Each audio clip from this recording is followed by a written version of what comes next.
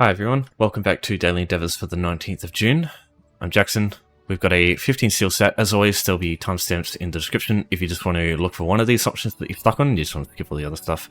So this set's pretty good. Personally, I would just look at these three here, just forget these two exist. These three are way more reliable, way easier. The only thing to consider is that this you kind of need like 100 gold, but in most cases 100 gold is so easy to get. And even in the case of like these other two, going out and finding 100 gold to earn, to be able to do this is still going to be quicker in total. And in the long run, like this one's going to be so easy from that point on, because you just need 100 gold for one furnishing, and then you can get a house for free. I'll show you how to do that. Everything else is like, yeah, really easy from that point. As soon as you got that one furnishing, it's all Gucci from there. I will cover this one at the end, just like briefly. I'll just explain the basic concepts, but yeah, I'd skip this one. And definitely skip this one, because there's 4 arenas, there's 2 solo ones, but even the solo ones will take 15 minutes at least, probably 20 to 30, depending on your build. Like, you can do all 4 of these options here usually quicker than you can do an arena. So I do not suggest this on any circumstances, especially if you don't have any DLC, because the only one you've got access to is Dragonstar, and that takes fucking forever. Just listening to the guy ramble on alone is like probably fucking half of the arena time, and it's like usually 30 to 40 minutes. Okay, so I will start with weapon skills, because I wanted to cover this very quick. You might have noticed in the thumbnail I explained that it's like a very slight tooltip change. It used to actually say abilities. They changed it to say skills. It's interesting. I didn't really expect them to even bother, but it's actually kind of valuable here, because putting abilities here is kind of confusing, because abilities makes it seem like weapon light attacks work, and they don't. So clarifying that it's just skills that work here is actually, I was surprised they did that, but it's good. Because, yeah, you can't actually get kills with weapon light attacks. Only the actual skills count for this. So it's actually good that they clarified that. Thing that deals damage to, like, any enemy. So if you deal, like, 19,000 damage with weapon abilities, and then the last 1,000 that takes the opponent to 0 ends up getting the kill, that doesn't count for this endeavor. So you want to avoid anything except for weapon skills, and you want to find something that's, like, super weak. So I'll show you some options you can use for that. So you can clear this pretty easily in public dungeons. For example, Crow's Wood is good because it's got tons of wolves near the entrance that all have like super low health. You can go to places like Bleakrock with all the really weak wolves as well. But the only issue is these are not instance areas, they're like public, so other players can come through and like kill the stuff and you have to wait for them to respawn. Whereas I prefer using instance locations like Where Risk was 1. This place is my personal go-to for any time I have to do this one, because there are skeevers in like the first room and they're super duper weak. So just come through here. So if you've been here before, you can go in here from any wayshine. You just find it on the map and travel to it. If you haven't been here before, I'll show you how to get here easily afterwards. So we go in and we want to stack up just a bunch of weapon skills. You don't need a lot. Just have a bunch of weapon skills and then also have a heal on you, like Vigor. Vigor or classes usually have a heal of some sort. Like, for example, Nightblades they've got Malevolent Offering, which is pretty good, and then you've got like Siphoning Strikes that does it over time, stuff like that. So, what you want to do is just stack up a bunch of skeevers here. The skeevers have like 20,000 health. It's fuck all. Just try not to aggro the crocodiles, because they have lots of health. All right, so what I'll do here is I'll just Stampede, and then I'll keep spamming Cleave and Destruction Staff. Again, so just cast Vigor, just make sure you don't die. And so as you can see, just making sure you just use a couple of weapon skills is good. So things I would suggest you use in here, for two-handed, Cleave and Stampede, critical charge morph and Cleave morph. Oh, sorry, yeah, Carve. So these two skills are great because they're AoE. You want everything to do with AoE. Like, single target skills aren't that valuable, because there's a ton of skeevers in here that you can just finish off very quick with just AoE skills. Dual wield, Whirlwind, and Blade Cloak are what you want. Bow, Volley, and Arrow Spray.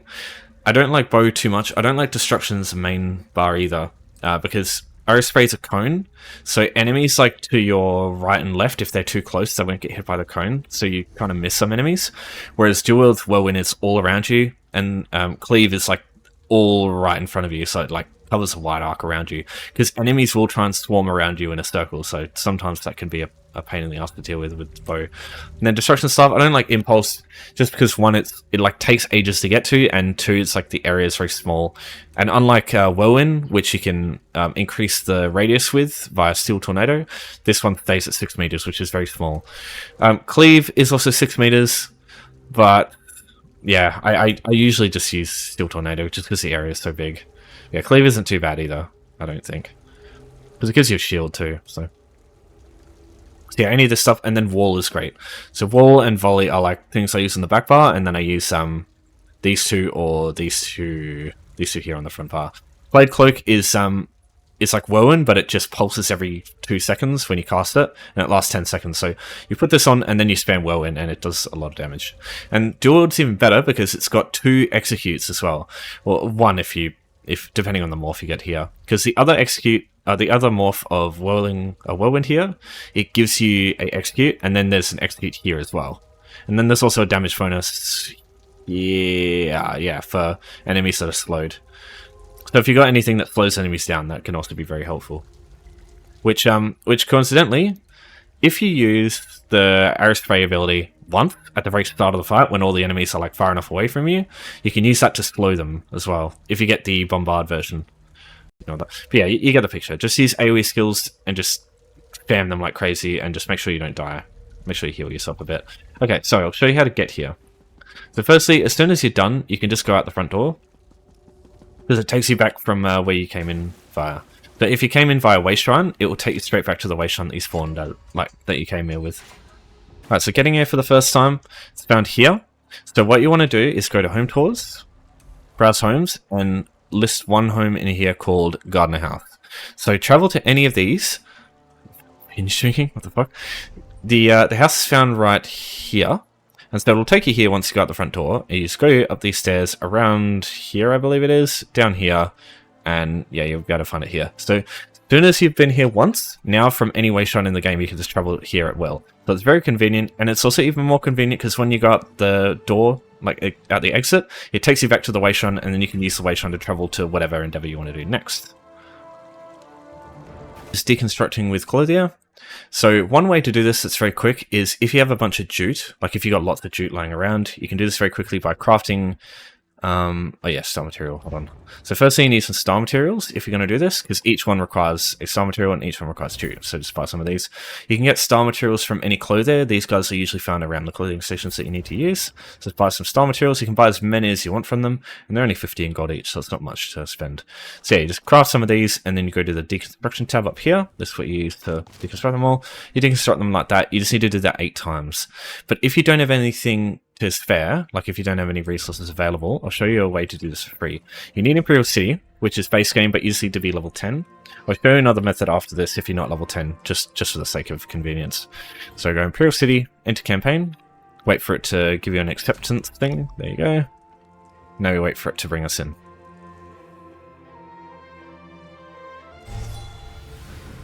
Okay, so once you're in here, you're looking for armor on stands. Everything in Imperial City, the reason we want to be here is none of it is actually stolen. It all just lets you take it at will without any repercussions, as opposed to stuff in the overland in like normal zones, like Oridon, for example. If you take stuff from like shops and whatnot, you'll get a bounty if you get spotted. That's my alternative, but you don't want to use that if you can. You want to use this. So the 3 starting areas that you always start in when you queue into Imperial City, these will all have a ton of clothing items that you can grab. You just need to know where to look. The places will look a bit different depending on where you go, but believe me when I say this, you can find like 10 items for Clothier deconstruction. You literally just need to know where to look. Alright, so for Ordinary Dominion, you've got this table here. Over here where the sword and shield icon is, there's arm cops, shoes, some, no, don't talk to them, some gloves, jerkin, that's heavy, we don't want that, whoops, gauntlets, gloves, so anything medium or light armor you want. So, we don't want gauntlets because it's heavy armor.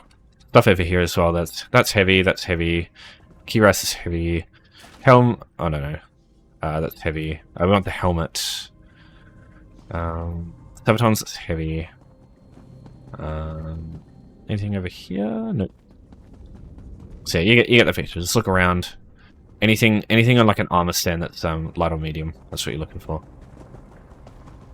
Once you found enough stuff, you just come into the room with all the crafting stations. All 3 of them will have like a dedicated room just for the crafting stations, so that's what you're looking for. So we just got to find the clothing station. I think it's up here. Yeah. Okay. So just go to Deconstruct again, and just everything that you picked up, just deconstruct that stuff. And lo and behold, that's it. So all that stuff there, there's no repercussions for taking it. And yeah, you can just deconstruct it at will. And it's easily, like, you can port into here from anywhere, aside from if you're already in Imperial City. If you want to leave, you just go to the exit. It's this circular icon here. And you just use that, and you can go back to where you came from. So it literally just ports you all, like, straight to back you where you were before you queued in for it. Okay, so if you're below level 10 and you don't have access to Imperial City, there are 2 places you can go. Either Aegis of Oriel, you can grab a bunch of light armor from there, or medium armor, and you can go to the clothing station right here. Just be careful of the guard that's over here. Even if you get a bounty, it's no big deal. Just like do it before you go to bed, and then the character that you log off on will usually have the bounty gone by the time you wake up. And yeah, the clothing station's right there, so you can just do that. Now, I prefer using Shadowfen. Reason for that is there are 2 tents. There's one here and one here. And you can sit behind the tent and steal a bunch of stuff, and usually the NPCs won't even see you do anything, because they're looking the other way, usually. There's a couple of caveats to it, but in most cases it's like super easy. You just got to be like slightly patient. So to get here for the first time, there is a house up here that you can use. It's called the Ample Domicile. So it's the same thing. So go home tours, go to browse homes. Instead of G, we go A. So untick Gardener House, and oh, sorry, is it the Ample Domicile? The Ample Domicile. It's in T. So yeah, just go this one, whatever. See the animation. If someone walks past you and like bumps you, you'll stop the animation. Just be aware of that. It annoys me from time to time. Okay, so once you're in, just go turn around and just go out the front door. East. Over here. It's over the bridge. Take a left. And the tent that I like to use is found here. So go behind here, and this dude never turns around. He literally just stays here the whole time. The only thing is there's a NPC who will... Yeah, here she is here. So she'll walk down here and go over to this cart and mess with stuff. So if she comes past when you're doing this, she might see you. So just make sure she's away, or like kill her if she's here, because you can actually kill that NPC. So there's a bunch of gloves and medium armor here, all along here. There's just a couple of Sabatons, I think, somewhere. Yeah. But yeah, there's tons of stuff here you can grab, and then you can deconstruct that all. The clothing station's just over here. And then over here, it's the same thing. There's a tent over here that you can use as well that has more stuff. So that's like mostly medium armor. So yeah, you got those 2. The only thing is this character can turn around sometimes, just be aware. Okay, so last option is Conservatory Furnishings. Well, last good option, I think. So you're going to need 2 things. You're going to need a house, which you can get for free, and then you're going to need 1 Conservatory Furnishing, which you can get from 100 gold, guaranteed from an NPC in Daggerfall. So both of these can be easily found in the Rosy Line, just slightly south of this way shrine that you start with in Daggerfall. So it's really easy to access. So come to this spot here, where you can see the house on the map, the Rosy Line. There is an NPC here normally. If she's not, you've already talked to her and you've got the house, a free house on that account, so you don't need to do anything, aside from get the finishing, obviously. The character, all you do is talk to her and she'll give you a house for free. That's it. So literally start the quest by talking to her, finish the quest by talking to her. Once you've done that, you'll have access to a house. You go to the map and then you go to the houses tab and it'll show up under collected here. So it'll either be the Rosy Lion, the Ebony Flask Inn Room, or Mars Kiss Public House. Just depends on what your lines you are. Then from there, you want to just turn around over here. Talk to Rozika, and in this menu you'll see this fern plant here, green curly. This counts as a conservatory furnishing, so you just buy this for 100 gold and that's all you need, just 1. Now if you don't have 100 gold to spend on that conservatory furnishing, just like we did in the clothing endeavor, we do again want to go to this tent here in Shadowfen. The reason for this is it's easy to just take these items here. There are tons of other places, right, like that you can steal stuff, but this is what I prefer to use, just because it's easy to steal this stuff without getting caught. You can go to Necrom Underways in Telvanni Peninsula. That place is like good for stealing stuff without getting caught. You can do the same thing in like a bunch of other places, but yeah, this is just what I prefer, right? So just go with something I'm familiar with. So just take a bunch of this stuff right here, and just be careful talking to Ven here, because you can accidentally do that when you're taking this stuff. But all you do is just take as many of these items as you can grab while she's away, and then all you do from here is just go a little bit north, and the outlet refuge is right here. If you ended up getting a bounty, just be careful, because there is a guard who walks by here. If you get spotted by them, literally just run away. Like, that 20 meters, they'll stop chasing you, and they'll just lose interest, and then you just wait for them to walk away and do it again. So from here, you're looking for these icons here. These are the fences. So you can sell stolen goods to them. There's one quite close to the entrance, so you just come over here. This one here. So just open the fence menu, and you can see all these items here. So all these ones here, and yeah, you can. That alone was like nearly 100 gold. And yeah, you got all this stuff too that you can sell. You can get these from like furniture in just like households. A good place to get these if you want to do it that route is Glenumber, the Castle of Daggerfall. This is usually what I use. Just go through all like the like wardrobes and nightstands and shit, and sometimes you can find green and blue quality items, and you can sell them for a fair bit. And then I also do the same thing in Oridon with the bank. So what I do is, if you go between them, so you go here, here, here, and just like repeat the process, they will reset. Like the instances will reset, and you can just grab it from the wardrobes again. And that's another way to get a little bit of gold. Yeah, I usually just use this method because it's just quick. And like kind of guaranteed, because you don't guarantee like green items from those wardrobes. Alright, so once you got all that stuff, now we are headed to our house. So just go whichever house you got. If you click on it, it'll show you where it is on the map. So just left click and then travel to inside.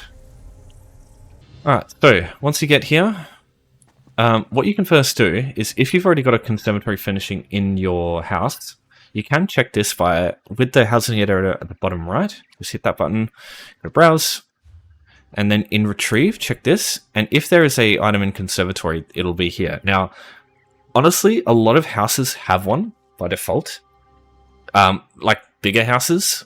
So yeah, if you've already got a big one, it might be worth checking first before you buy the furnishing. But yeah, it's not a big deal. It's only 100 gold. If you've already got a house like this, then 100 gold isn't anything to you. So yeah, you got all this stuff here. And if you want to pick it up, you can go here and then you put it away here. And it basically does the same thing as what I'm about to show you. So instead, normally, if it's coming from your inventory, just go housing editor again, browse, and you'll be in the retrieve category. It'll show up here in conservatory. Bring it out, and you just place it on the floor. And that's one way, right? So the problem is, if you pick it up... hold on, I need to set straight on. If you pick it up and then place it back down, nothing happens, because that's not technically counted because it's got to come from your inventory. But one way to actually do this is if you put it away, or if you placed it and you press undo, it'll do the opposite of what you did before. So in this case, we can undo redo, and it'll cause it to come back. So whether you like place it directly like that, or if you pick it up here and put it away and then undo redo, it's the same thing. So that actually counts as placing it over and over. So that's usually the way I go. It's the same thing as the weekly. So you can do the weekly at the same time that you do this very easily. So yeah, that's why you only need one item. As soon as you got one, that's it. So what I suggest you do is just have this in your house. So whenever this endeavor comes up, you just go to the housing editor, put it away, and then just undo redo a bunch of times to complete the endeavor. And just do that with like each type of furnishing, right? So I got the soul gem there for whichever one that is. We've got like the suite one, we've got like the dining one, we've got like the hearth one. Yeah, you got all sorts. So I just like to have everything on standby. So whenever it comes out, I just go up and just pick it up and then undo redo. You can do that with any furnishing. Alright, so lastly, I'll just quickly explain resources. The resources are these things here. The mines, the farms, and the lumber mills around keeps. So taking these things is fairly straightforward, but it's important to understand how they work and just a couple of tips. So firstly, the easiest ones to complete are going to be the ones that are next to a keep that you own. So this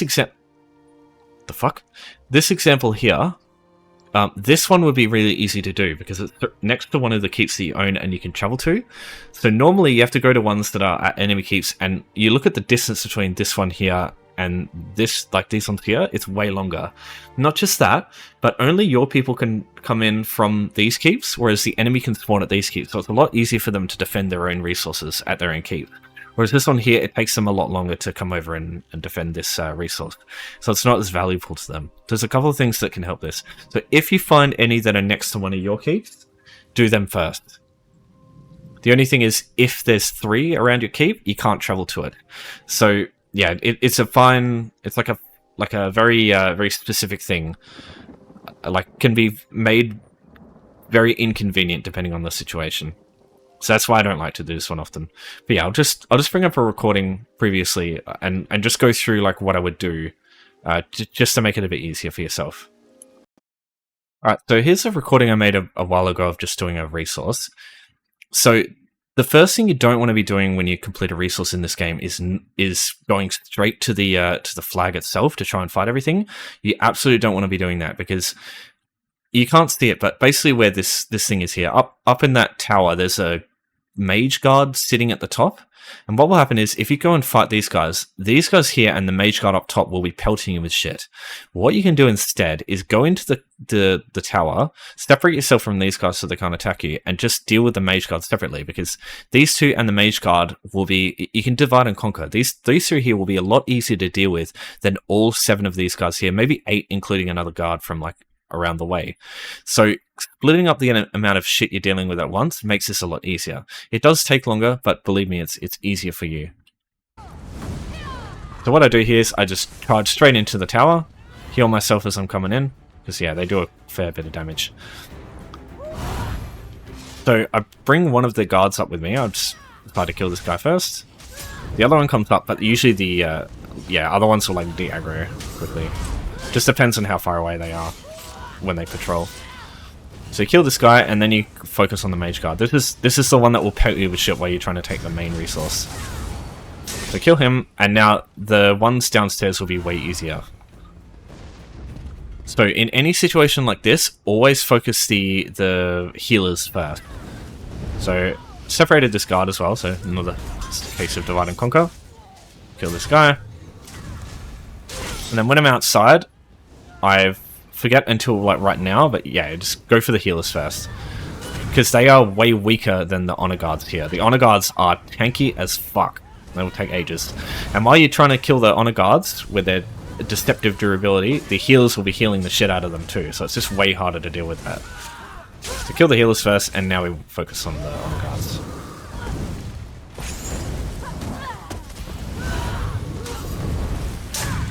So one of the biggest annoyances with the honor guards is they have their own variation of dragon blood that just immediately heals them to full. Wish I had a version like that. So yeah, from this point, it's pretty straightforward, assuming no players rock up. But you sit on the flag and just wait for it to convert from the enemy's faction to your faction. So the little circular symbol near your health bars, that's the capturing progress. So when that goes all the way to the other side to like no yellow, it will turn to red, and then it will slowly fill up the red side. So just fast forwarding here. So yeah, you can see it's slowly turning. Alright, so yeah, that should be everything worth talking about with this set. So if you have any questions, as always, just give me a holler. But yeah, I'll leave it there. So thanks everyone for watching. Thanks for your support as always. I'll see you all next time, and take care.